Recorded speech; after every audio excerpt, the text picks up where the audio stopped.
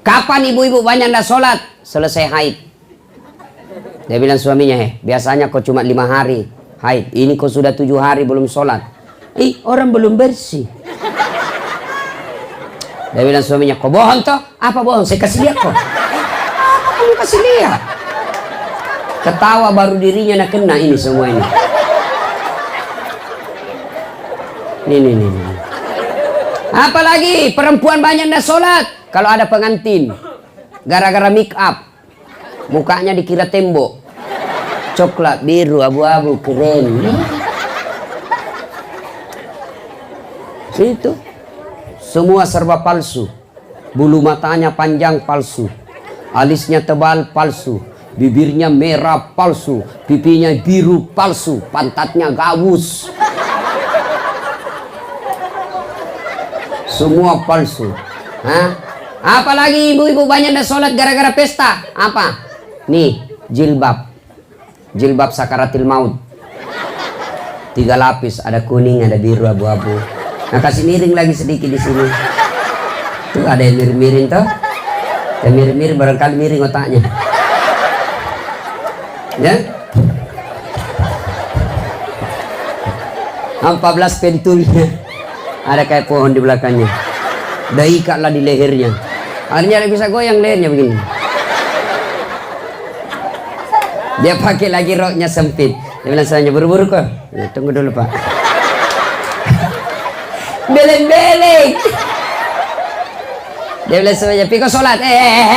Kau tiap tahun pi umrah, pi sholat. Apa dia bilang istrinya? Sadar kok pak. Sadar, saya suruh kau sholat. Pi kau sholat. Dia bilang kau tidak lihat ini jilbabku. Gara-gara sholat jilbab tidak sholat. Ini semua ini. Ya. Kalau bapak-bapak tidak sholat kapan? Kalau dia pergi melaut. Apa dilarang sholat di tengah laut? Tidak ada. Apa dibenarkan boleh tidak sholat ketika melaut? Harus tetap sholat. Gimana kita mau sholat Ustaz? Kita tidak lihat apa? Kita tidak tahu arah kiblat Ustaz. Kita di tengah laut. Kau lihat matahari di mana terbenam? Kalau di sana terbenam ya sudah kau menghadap ke sana. Berdiri. Kalau kau perahu kecil duduk saja. Kalau mampu kau berdiri, berdiri. Sudah itu kau harap sana. Tiba-tiba perahu goyang. Kau tidak usah goyang-goyang. Ya. Ustaz, bagaimana kita mau sholat di perahu Ustaz? Kita bau oli, kita bau keringat, kita bau matahari. Allah tahu bapak lagi dalam keadaan kerja, boleh sholat bau oli. Baju saya kotor Ustaz, Allah tahu bapak lagi dalam keadaan kotor. Yang penting bapak tidak kena kencing bajunya dan tai. Boleh. Apa lagi? Apa lagi kau tidak mau sholat? Bilang apa? Saya jawab semua. Ayo. Ustaz, saya tidak bisa berdiri. Duduk. Bagaimana cara sholat duduk? Lihat ini sholat duduk. Saya ajari nih. Anggaplah lagi di atas perahu. Atau di atas kapal. Atau di atas mobil. Sholat duduk. Begini caranya. Takbir. Allahu Akbar. Ruku, kepala saja goyang. Allahu Akbar. Sami'allahu liman hamid. Sujud bukan cuma kepala goyang, badan ikut ditundukkan. Allahu Akbar. Sholat duduk. Ustaz, tidak bisa duduk. Baring. Anggap di sana kiblat, kepala di sini. Nah, beginilah. Anggaplah ini kiblatnya, kepalanya ini. Ya, sudah. Ini saja goyang. Allahu Akbar. Allahu Akbar. Kepala sudah tidak dikasih begini. Jelas. Saya tidak bisa begitu Ustaz. Sholat pakai isyarat. Mana namanya sholat pakai isyarat? Matamu saja kau kasih goyang. Allahu Akbar. Sami'allahu liman hamid. Allahu Akbar. Boleh. Memang sudah begitu caranya. Mata pun sudah tidak bisa bergerak Ustaz. Sholat dalam hati. Sholat dalam hati. Mana caranya sholat dalam hati? Semua bacaan sholat kau baca dalam hati. Tutup matamu, pejamkan matamu, pejamkan. Tangan tidak bisa bergerak lagi. Mata pun, bibir pun tidak bergerak. Tinggal dalam hati. Bayangkan lagi ruku, baca doa ruku. Bayangkan lagi sujud, baca doa sujud. Sudah. Namanya sholat dalam hati. Tidak bisa juga itu Ustaz. Gampang. Ambil kain putih, bungkus, bawa dikubur. Apa lagi? Jangan ketawa, saya serius ini. Demi Allah, saudaraku, tidak ada keselamatan kalian dapat kalau kalian tidak sholat. Tidak ada gunanya kau puasa. Itu kalau kau baik sifatmu, lalu kau tidak sholat, tidak ada gunanya itu baik sifatmu. Kan biasa orang bilang, ndak penting sholat, ndak penting, yang penting hatimu dong. Biar kau sholat kalau hatimu busuk, ndak ada guna, yang penting hatimu bersih.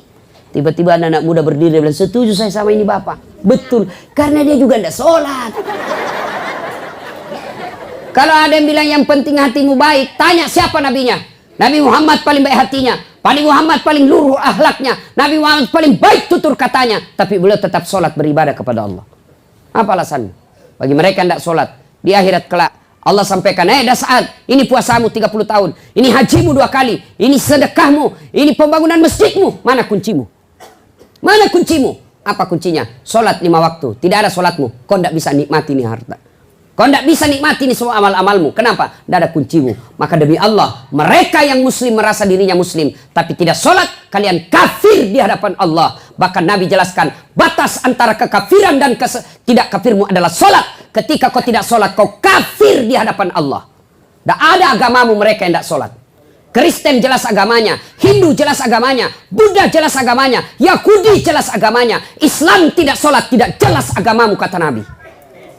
Maka kalau kau tidak sholat, tidak ada gunamu, meskipun kau puasa tiap tahun. Ini intinya ceramahku. Tidak ada gunanya kau semua baik sifatmu sama orang kalau kau tidak sholat. Apa susahnya sholat? Bilang, apa susahnya sholat? Kau dalam keadaan bersafir, jalan kau dari sini ke Tarantuka, 800 km, boleh kau sholat di atas mobil. Boleh sholat dalam mobil. Di atas perahu, kau sholat di atas perahu. Saya tidak bisa wudhu, tayamum. Tidak ada susahnya itu sholat. Tidak ada. Kalau Bapak tidak puasa 3 tahun berturut-turut, taubat besok. 3 tahun puasamu yang lepas, kau bayar setelah kau taubat, tidak ada dosamu.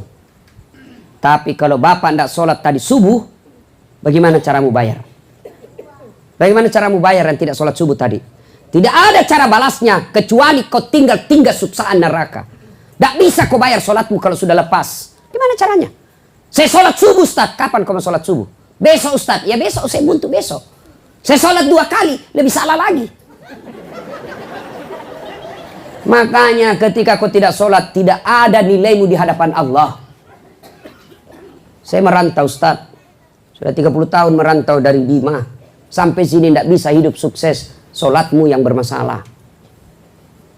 Saya sholat Ustaz. Betul kau sholat, tapi kau tidak ikhlas. Hayya 'alas shalah. Asar lagi. Barusan duhur. Kau tidak ikhlas. Saya sholat Ustaz, betul kau sholat tapi tidak semangat. Rasanya tidak ketemu Tuhan, tidak senang ketemu Allah. Allahu Akbar. Bismillahirrahmanirrahim. Maliki yaumiddin.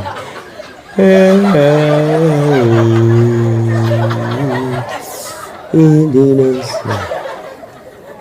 mustaqim. Zirah. An'amta alaihi.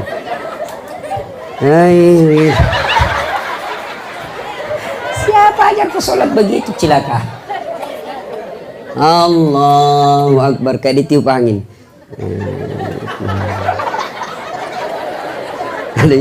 Allahu Akbar.